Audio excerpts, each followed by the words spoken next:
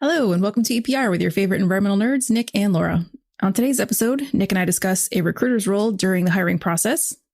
We talk to Clinton Johnson about equity, nonprofits, and Doctor Who. And finally, it's impossible to burp in space. Oh, thanks for this one, Nic. On Earth, gravity pulls liquids and solids to the bottom of our digestive system, which allows gases to rise where they can be forced back out as a burp. Since there is no gravity in space, that can't happen in space. Instead, the air, food, and liquids in your stomach are all floating together like chunky bubbles. Hope none of you were hungry just about now. So if you ever find yourself blasted out of an airlock without a spacesuit on, take comfort in the fact that you won't let out an embarrassing belch at the wrong moment. I love this one. I know you do. Hit that music.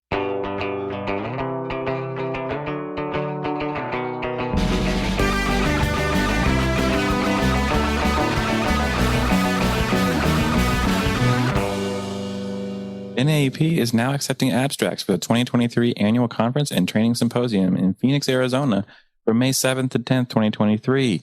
Showcase your work to an audience of national and Arizona environmental professionals at its 2023 conference. Abstracts can be submitted for oral presentations, posters, workshops, and special sessions on national and Arizona concern. Abstracts are due by September 30th, 2022. Please check it out at www.naep.org. We appreciate all of our sponsors, and they will keep the show going. If you'd like to sponsor the show, please head on over to www.environmentalprofessionalsradio.com and check out the sponsor form for details. Let's get to our segment. Do you guys have a recruiter? Yeah, we got a whole recruiting team. Yeah, so they're sifting through all the resumes, so I don't have to. And even that's a little challenging sometimes because they'll miss some. So we have to go through. But the more you do it, the better relationship you have with the recruiter, the better it gets. It's right. Yeah. It's nice, actually. We have a good one that I worked with on this. Do they do the negotiations too? It depends. Typically we're involved because they just don't know anything about the positions other than this is what we think this position is worth. And then they can kind of lead that. And then we go back and forth that way so that it kind of keeps us from being like, you will work for this amount or not, kind of thing. So they'll actually talk to them about it. Yeah. Just a question that some people ask me when they're looking for jobs is, who should I reach out to and should I hire a recruiter? And I know a recruiter working for you is not the same as hiring a recruiter for themselves, but right. Everybody wants to know what is the recruiter's role? So what is the recruiter's role in a hiring process at a company, or do you mean for an individual? Both. I mean, nobody knows, you know what I mean? It's like there's this mysterious person called a recruiter. Why would I want to be in touch with one? And there are ones who are freelance and work for themselves that, you can, as a career seeker, you could reach out to, or there are recruiters who are hired by companies who are more like headhunters, right? Working on their behalf. Right. So I guess for us, there's a couple of different things that they do. They do all of those things. But for us, for our projects, for our jobs, when we have a requisition that we want, hey, Amber, this is the new job we have. This is what we're looking for in a candidate. And, I want to put this out. And she'll be like, Nic, I tell you 1,000 times, please fill out the form. And, so that we can talk about this kind of stuff, And so we have a system for how we do this.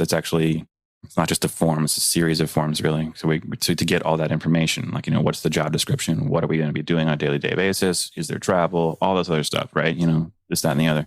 And then they will post it on all of the job boards. They'll post it on LinkedIn. And so if you saw my LinkedIn, I shared that job out. And they are also, we'll start getting resumes, and they will sift through those resumes. Send me people. They'll set up the interviews. Like, hey, do you want to interview this person? I say yes or no. They will set up the interview, do all the logistical stuff. So all I have to do is show up with my pretty face, smile, talk, conduct the interview. We usually do that with 3 people. So I'll even tell the recruiter, hey, we want these 3 people to be on this interview. And I tend to do that. I have a team. Our team's great. I really do love who we work with. I know it sounds, I really do genuinely mean that. It's easy to say, but for the hiring process, right? I'm a very excitable person. When I see somebody and meet someone that I like, I get really excited about it. I know, I see this all the time on the podcast. I don't know what you're talking about. But I always have somebody who's more even keel. I don't want to say a Laura type, but you guys have similarities. Actually, the person that I usually have on interviews with me, because she's much more like logical, matter of fact, and so if I'm really excited and she's like, no red flags, I'm like, okay, all right, that's good. We both agree. We have different levels of agreement, but we both agree. And so then the recruiter will work with that person. Like, hey, look, we're interested in hiring you. I have to develop an offer letter. They send that offer letter out. So I pick the salary. They send it out. And then if there's a back and forth on salary, the recruiter will work on that end. So I don't specifically work through salary with that person. But usually it's not that complicated. Usually it's just like, hey, this is what we think you're worth. And then the person will say, yeah, that works for me. Or maybe a little bit more. No one ever says less money. It's very funny how that but yeah, that's kind of how we do it.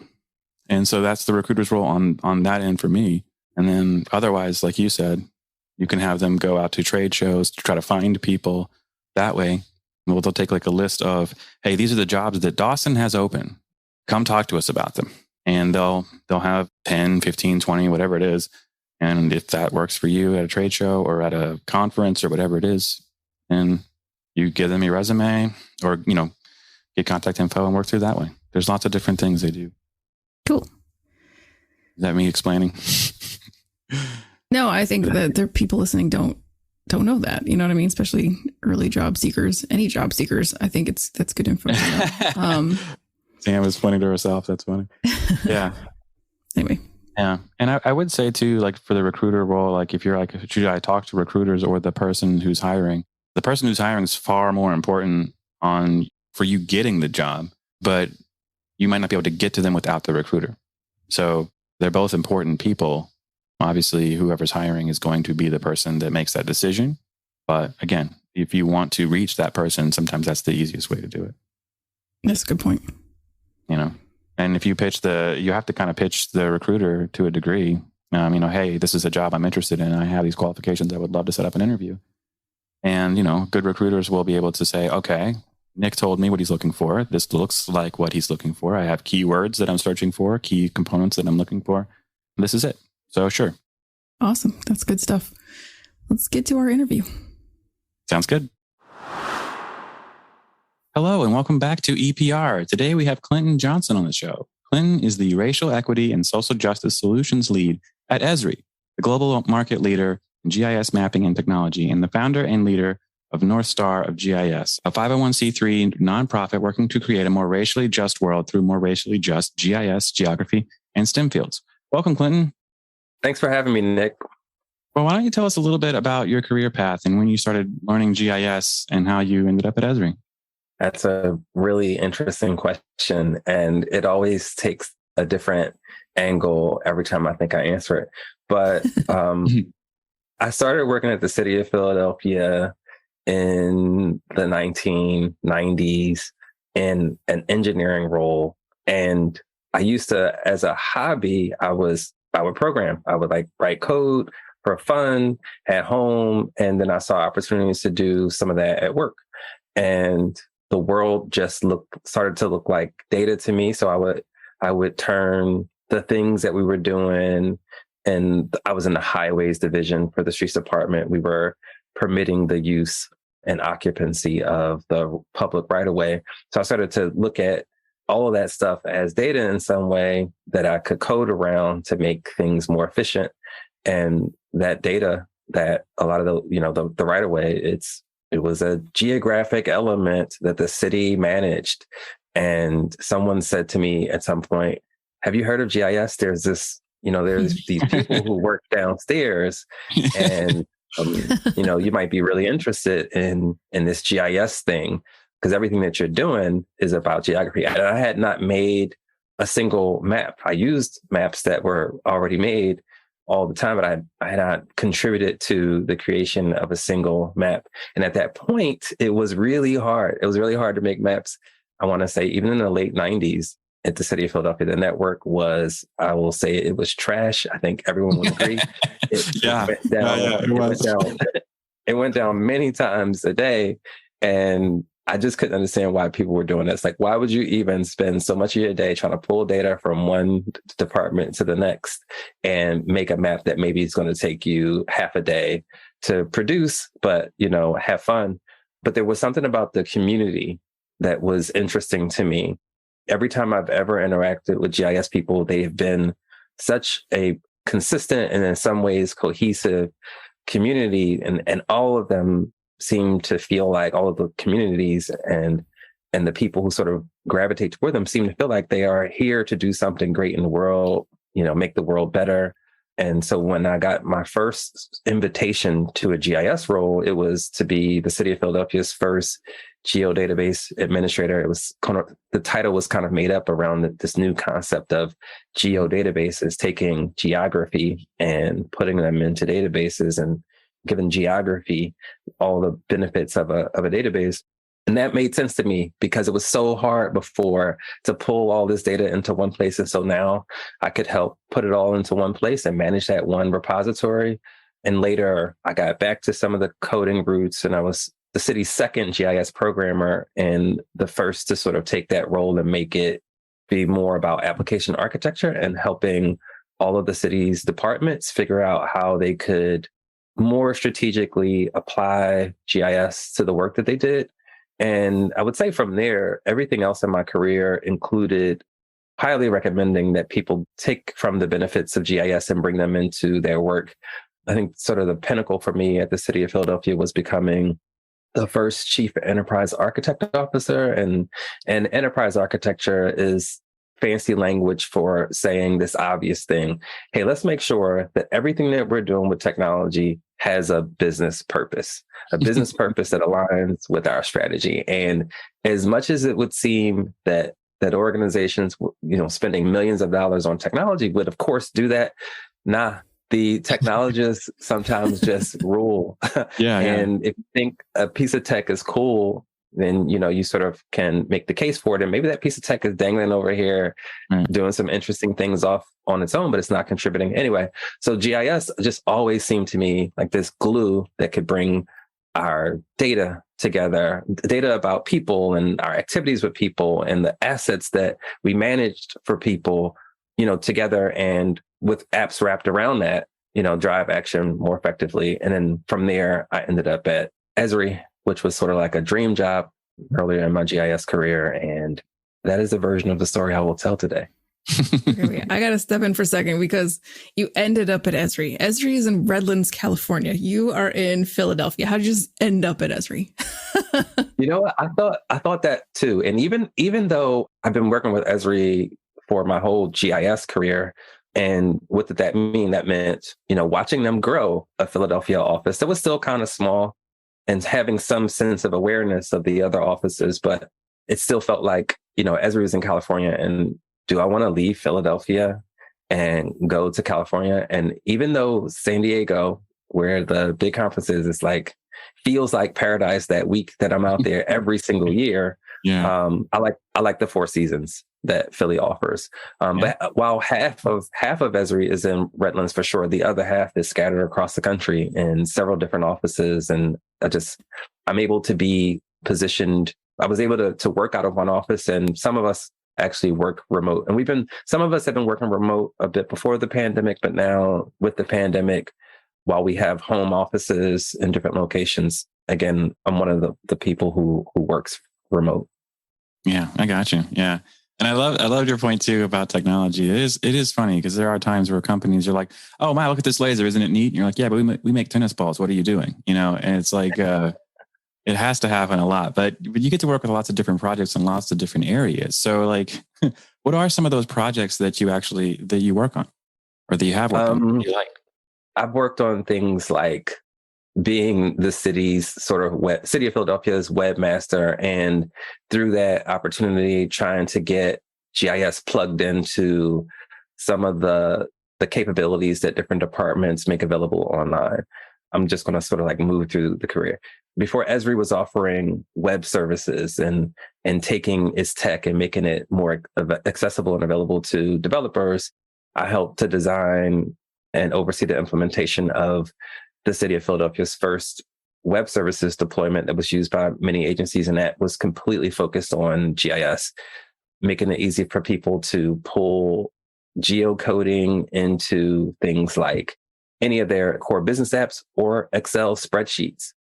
helping folks to go from an address to a meaningful city asset and laying the foundation for making it a lot easier for folks to just turn around applications in a much more cost-effective way. At the city, I also worked on projects like the second phase, I want to say, of the city's 311 implementation. And again, callers are calling in to talk about something happening in the city, about a thing that's in the city. And most of those things are assets managed by a city agency.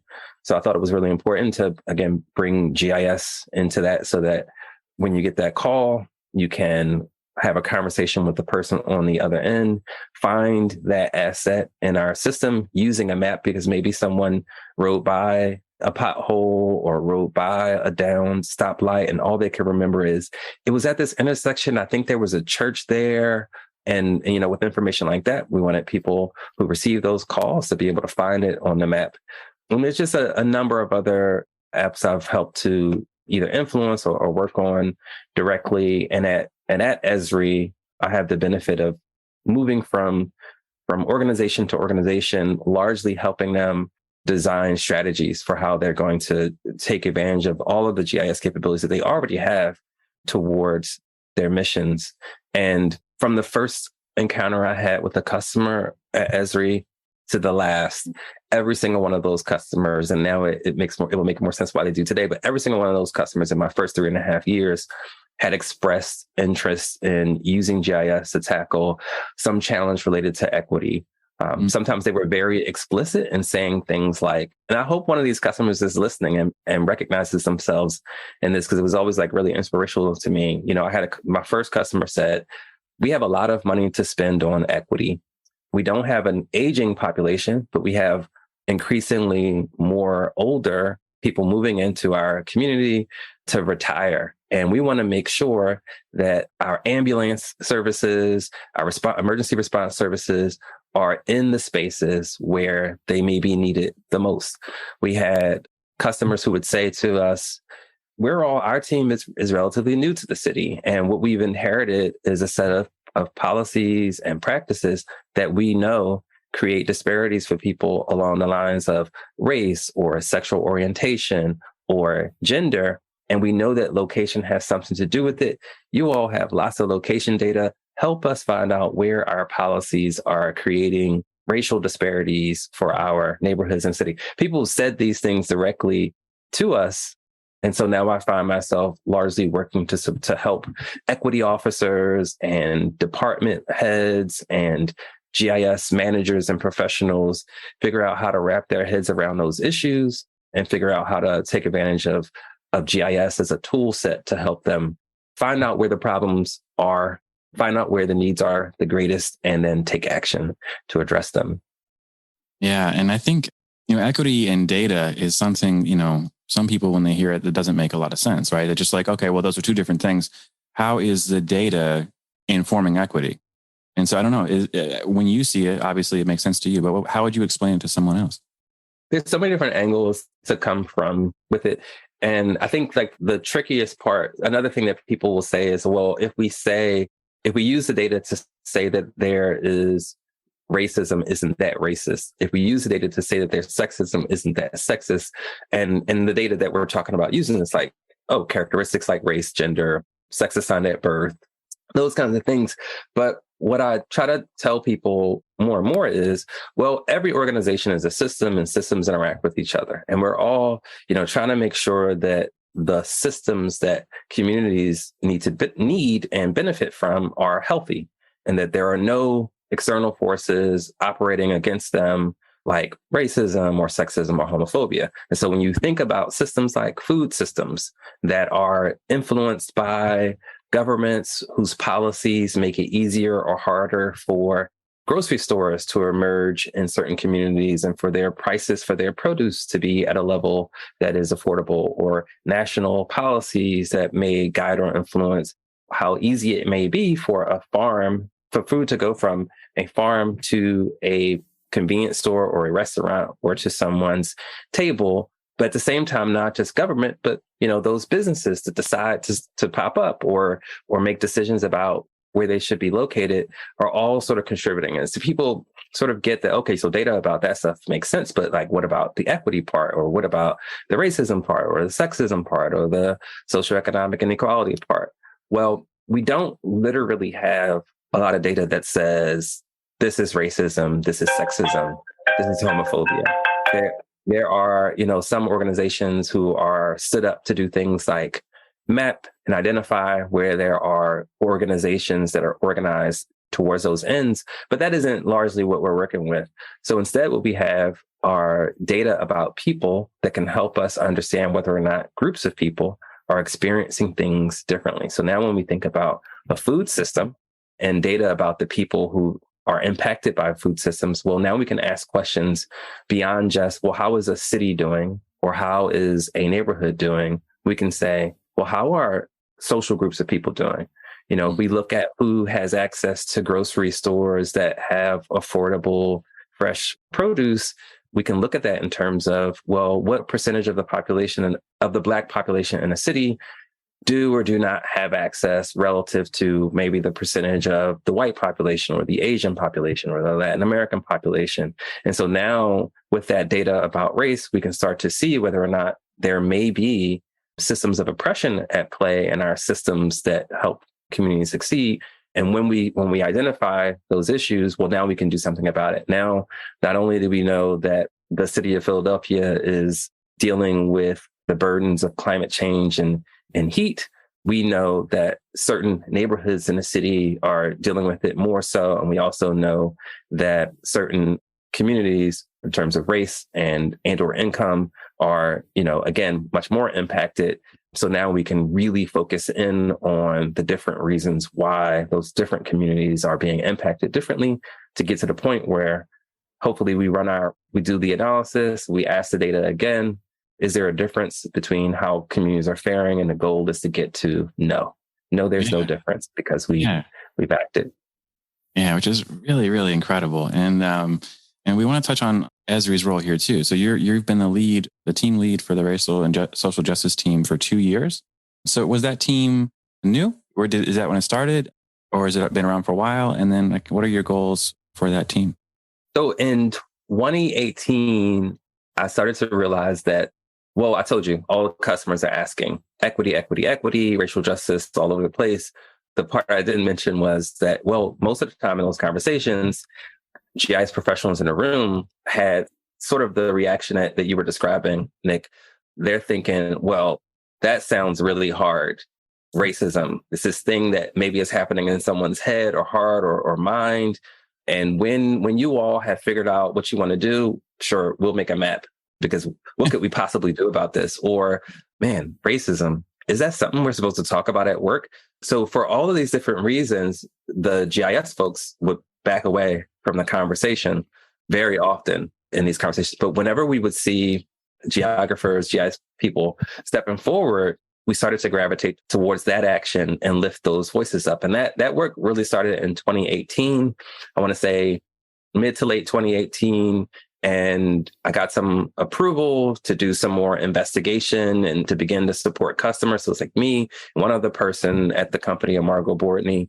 So we just started to connect with more customers and pull their stories into focus.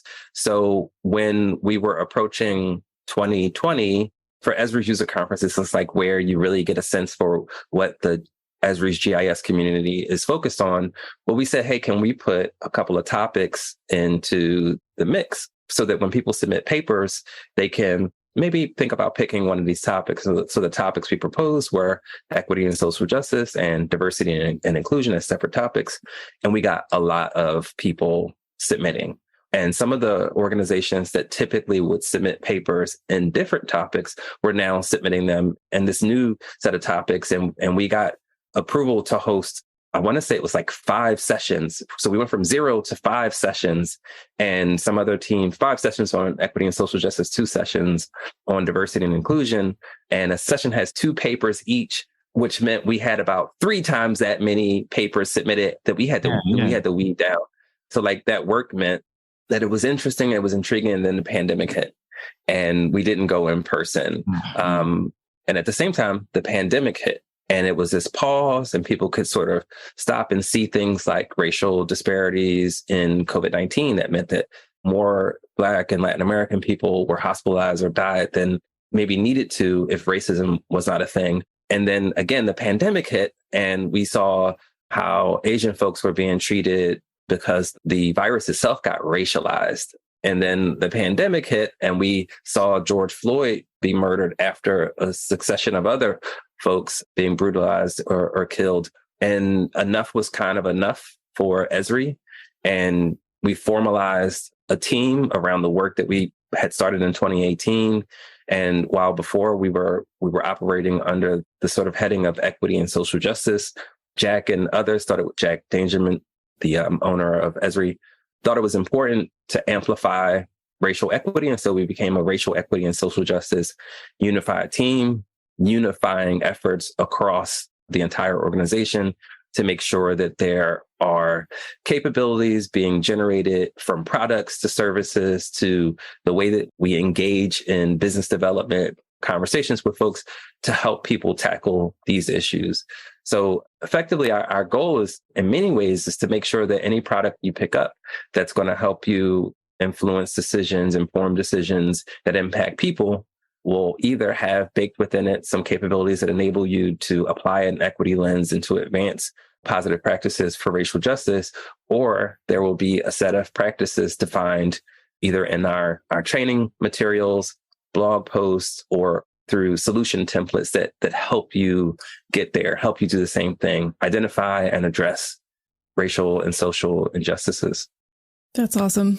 It's really good to see Esri taking the lead, and we need more companies like Esri that are this influential to step up and be doing the right things. Jack is amazing. Have you ever gotten to meet him?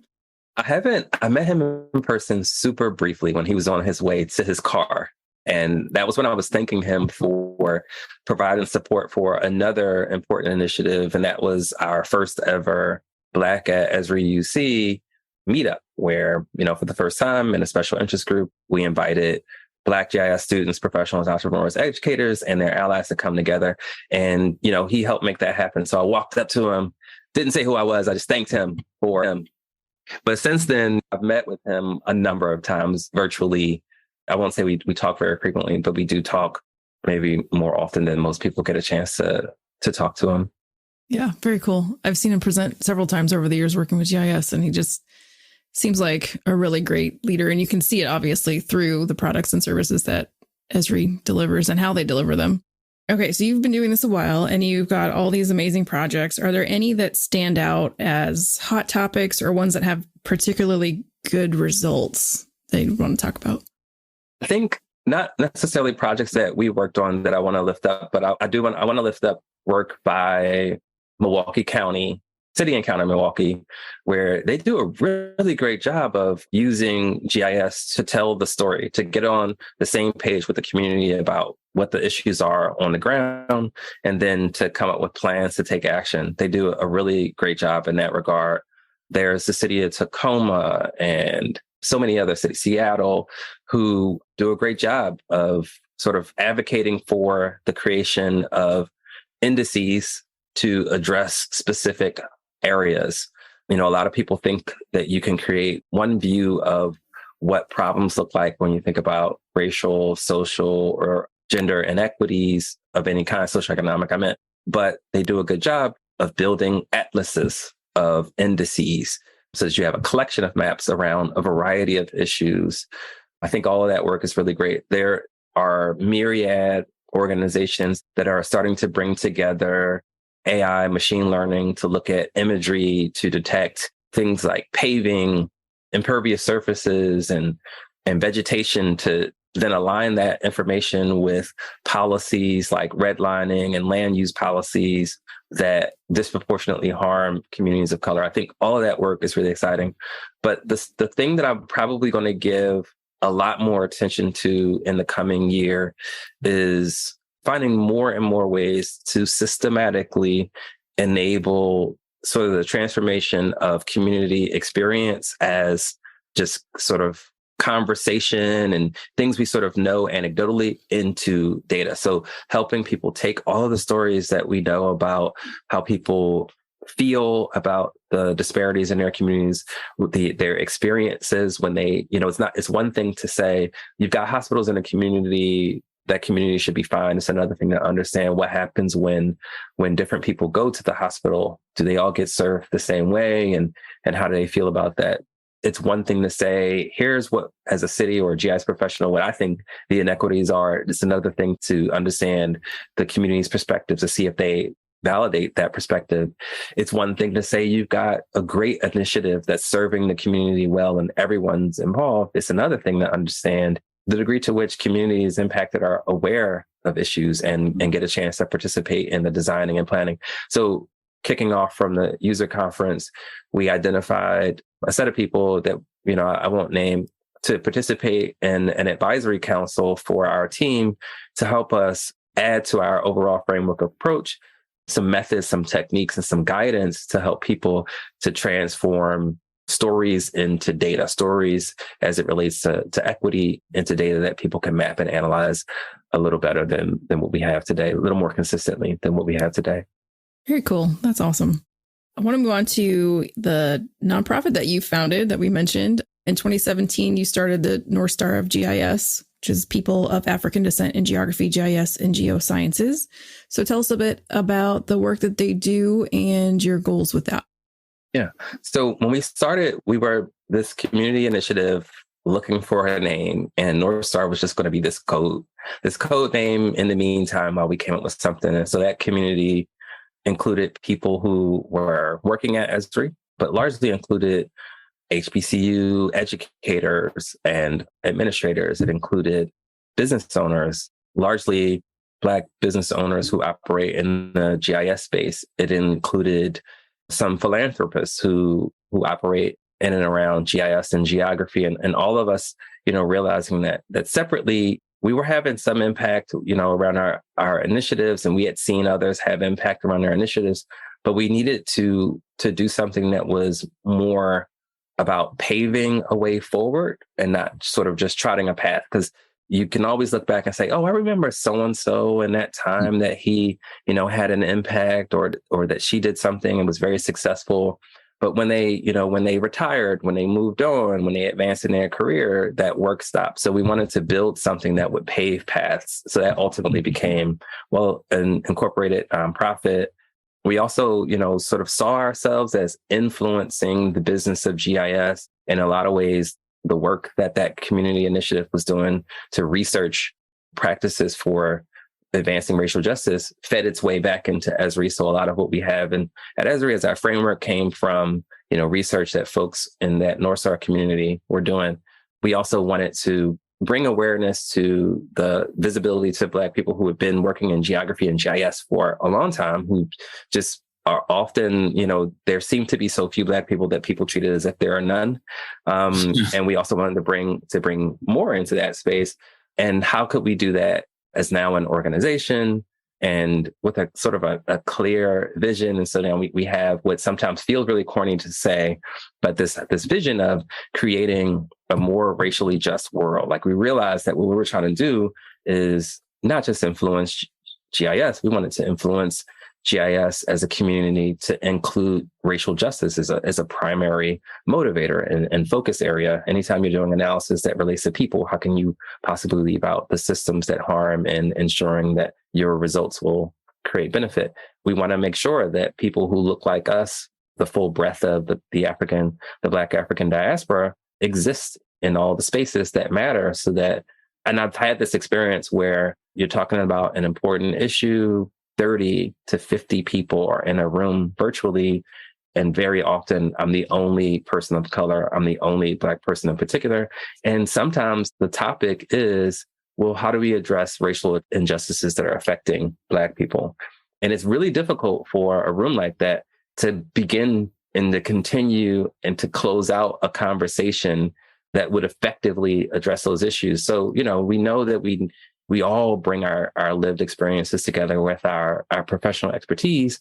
So when we say a racially just world through a racially just GIS, we recognize that that geography matters. GIS professionals, they matter. And when policies are being designed, implemented, and influenced, geographers are in the room helping to make sure that the grand plans of politicians and CEOs actually have a real impact on community. And if those groups of geographers don't look like our communities and don't focus on racial justice, then what likely happens is you implement policy that lands on us differently. And sometimes that difference is harmful. So that's sort of our, this grand vision of get more Black people in the space, get more people in the space, focusing on racial justice, and the world gets better. So we do that work in 4 connected programs. I'll talk about 2 of those programs closely together, the telescope and events. So the NorthStar telescopes magnifies Black stars in GIS. It's how we increase visibility and make sure that folks get credit for the valuable work that they do who just happen to look like us, who just happen to be Black and very often don't see themselves taking center stage. And when we think about taking center stage, the NorthStar Events program is a series of virtual and in-person events that create space for Black students, educators, entrepreneurs, and professionals, and for anyone who does projects or anyone who does work to implement technology that advances racial justice. So we create space for all of that. And then there's NorthStar Guides. So that's us taking, like a number of us have gotten training and certification in diversity and inclusion and equity and related topics. And so we take what we know about, advancing these tough conversations about racial justice, not just sort of generic equity conversations, because very often generic equity conversations intentionally step away from race because race is harder, and step away from race at intersections of other things because it's harder. And they go to things that are either more abstract or seem more simple, like gender. But, gender is complex just in a spectrum of gender. And then when you think about gender at the intersection of other things, it's really complex. But so we try to provide guidance to make it easy for people to have those conversations. And in some ways, sometimes that guidance shows up as paid for work services, like fee for services that we do. And there's the NorthStar Bridge, which is our work to try to make connections between Black people and opportunities in GIS, and to be a sustaining platform so that folks can better sustain their success in GIS. We find that a lot of a lot of diversity and inclusion initiatives operate more like catapults. They fling people into spaces that weren't necessarily designed to nurture them, and in some ways bring with them some of the social elements that were designed and are designed sort of to be toxic to people. And then you're off on your own. So you got there, you're on a great team, but you're by yourself. And like, where do you find great mentorship, and how do you get help to be successful over the long run? So the bridge itself is a platform, and it's our community connecting and providing resources. And today, one of the things that we do through support of Esri and our other donors, we provide cash grants to Black students who are pursuing geography curriculum at HBCUs. Those are the 4 programs that we run, and all of them are ways to highlight Black folks, bring more Black folks into GIS, and to get people thinking about how they can use GIS to advance racial justice. That's awesome. Yeah.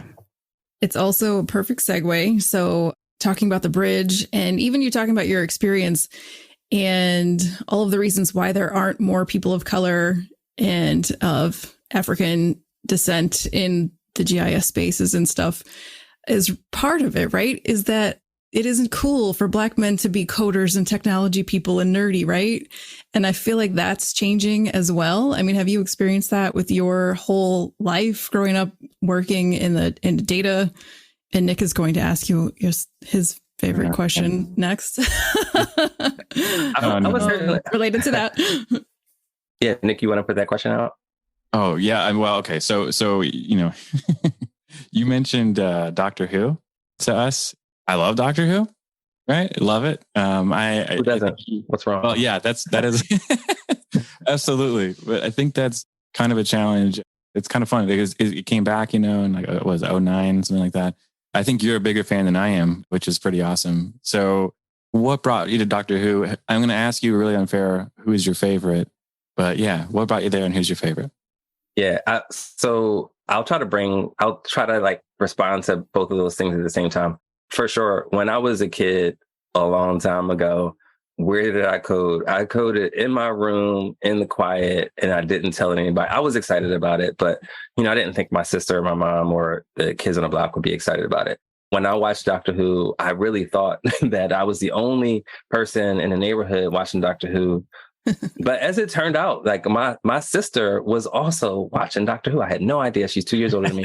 And she was also watching Doctor Who. And it happened, because my mother watched a lot of PBS, and she would fall asleep watching TV. I thought my mother was watching Doctor Who, but she's asleep. And now Doctor Who is on. Mystery has gone off, but Doctor Who is on.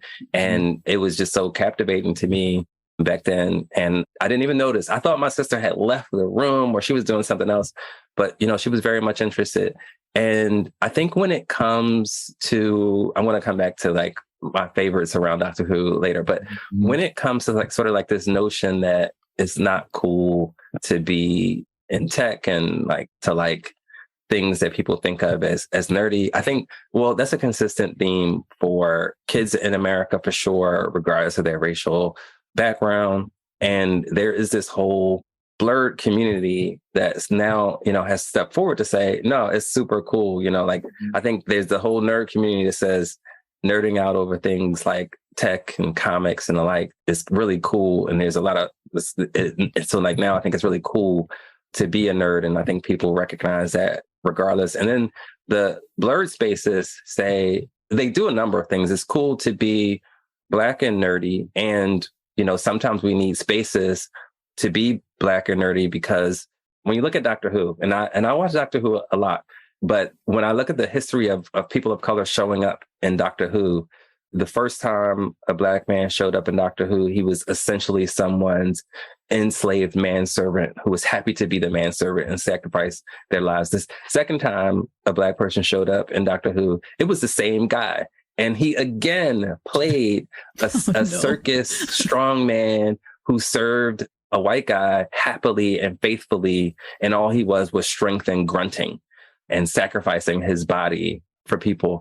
And, other times when people of color show up in Doctor Who, it's like, okay, they're going to, now on this episode, we're going to talk about racism and colonialism, and the voices of that will be the people of color. And I just I invite you to watch old Doctor Who, and in fact, maybe even watch any Doctor Who, and anytime racism and sometimes when sexism comes up or colonialism comes up, and colonialism is coming up a lot because there are Earth colonies all over the space and time in Doctor Who, and they try to use that to sort of like talk about those issues.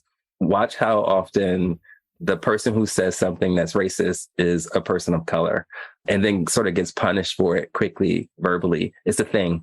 But, like in a broader nerd space, you can't talk about that. It's like nobody else really cares about that. And in fact, when you talk about it at the same time, you have to sort of educate them about all of the related issues while you're educating them about those things. So blurred spaces exist to say it's cool and to give people spaces to see that they're not by themselves. And now it's at a point where they're just like really captivating spaces. And I imagine everybody wants to, wish so many more people wish they were more nerdy, again, regardless of their background.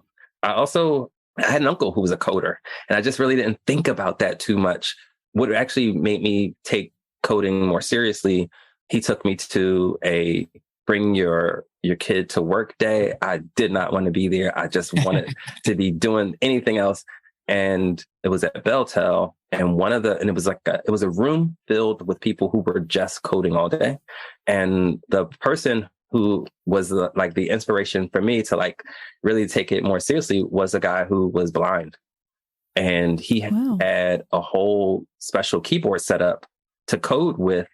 And this was just not something I expected to encounter. And I'm like, wow, if this person is blind, coding is all writing, and seeing what you write and seeing what you write come into fruition. So much of it, I thought about it that way. There's other ways you can also like experience the result of code, but that's what I was thinking as a kid. And if he could do this, and if it was so important to him to do this, then I could take this a lot more seriously. I could code more whether for fun or for other kinds of impact. But yeah, I think largely what happens is there's just this lack of awareness. Who even knows that GIS is a thing? I mean, who's involved in GIS and hasn't had to try to explain to friends and family what they do? Yeah, like, exactly. I was so glad when exactly. It's like when people started to understand tech better, I just started to say, "Oh, I work in tech. Please don't ask me what I do. please don't ask me to go further." Right? Because like tech people understand, but people don't understand GIS. So similarly, like when you find Black people in GIS, I hear them very often say, "Oh, I have a non-traditional path into GIS," because a lot of geographers have had family who were interested in geography or GIS or showed them how to get into those spaces. But while there are lots of people who sort of bumped into GIS, I want to say that that's a bigger part of the story for the Black professionals that I've encountered. It's much more likely that a Black person bumps into GIS while they're already pursuing curriculum or pursuing a career. They're well on their way in a career, and then they bump into it. So I think awareness is a bigger issue. And we don't necessarily think about this, but when we're spreading the word about GIS, we are creating what the next generation looks like. And so by doing it just through our regular networks, we're just going to continue to have it look the way it looks. So if we want it to be a space that more people who look like me or from other underrepresented groups are involved, then we have to like invest differently in how we promote it. We've got to not just make tech available to schools, but find those schools that are in those predominantly underrepresented communities and just invest in making sure that those folks know that this is a cool, interesting, exciting field to be in that cuts across everything, you know? Yeah. And my favorite, I don't have a favorite. I don't have a favorite. Nick's like ready. He's like, what is it? Yeah. What is it? That's all he's been waiting for. You know, like I came up on Tom Baker, right? So I came up on Tom Baker, and he was a cool, you know, pretty interesting Doctor Who in a lot of ways. I really liked I don't know the number, Eccleston. I'm saying his name wrong. Yeah. Chris Eccleston. Yeah. I liked him. He only got a year. Yeah, like he only got a year though. I don't know what that was about. Certainly Dave was great. Like, you know, there's been just so many great Doctor Who's, but my current favorite is, I like the second season of the 13th Doctor, and the team around them. There's something about the first season that was like really slow. And then the last season, the most recent season has like been kind of, I don't know, the stories have been weird, but I do like the Lady Doctor. But if I was pressed though, and I want you to really think about this, Nick, like the most exciting Doctor to step on the screen is the Black woman. They gave her such a bold entrance. Yeah. Like her entrance is so bold. Like she's exciting every scene that she's in. She's just not in, you know, that many. Not nearly enough. Yeah. You're totally right though. I totally agree. They gave her like really strong stories and a really great character. And I just could not understand why we were spending so much time with this couple on the, the episode where she gets introduced. Yeah. And I thought, well, okay, I guess we'll never see her again. I was wrong. And that was cool. Right. Yeah. So Laura has to step in here soon because we're gonna. I really was thinking about it. I'm like, when do I pull the plug on this conversation? I know it. Yeah, no, I'm excited to see where it goes too. That's the best part about Doctor Who. There's always a new person. The next one coming up pretty often too. So I'm excited. I'm excited to see where it goes. Yeah, the next person has been announced, and I think it's going to be really interesting. I didn't want to know, but the news got me. The spoiler reached me. I didn't want to say it unless. I heard it too. Yeah. Okay, we won't say here. You guys can look after it up. talk. Right. We are sadly at the end of our time, though. Is there anything else you wanted to talk about, Clinton, that we didn't talk to you about yet? Probably, but who could say? Yeah, I think I want to see more geographers, more GIS professionals, not just tacking on. Let's address the systems of oppression and the systems that we're working on at the end, but just, realizing that all the systems that you're trying to interact with and make more healthy they're under attack. They're under attack from these other systems that we call systems of oppression.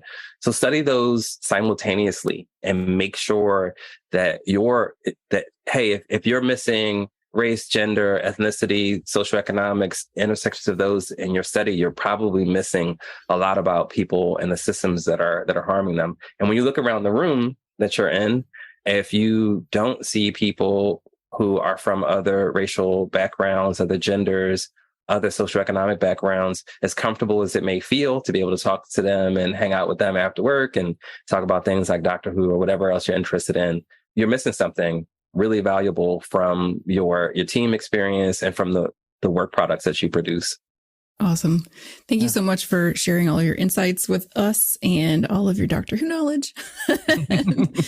We're looking forward to seeing how all of this grows and people start bringing this really into heart and into their practices. Can you now tell us where people can get in touch with you? Yeah, people can find me on LinkedIn. I use Clinton G. Johnson on LinkedIn. They can also find out information about NorthStar using GIS NorthStar on any platform, Patreon, LinkedIn, the internet, GISNorthstar.org, Instagram, Twitter, all of it. Awesome. Thank you so much. Yeah, thanks for having me. Really appreciate it. That's our show. Thank you, Clinton, for joining us today. Please be sure to check us out each and every Friday. And don't forget to subscribe, rate, and review. Bye. See you, everybody.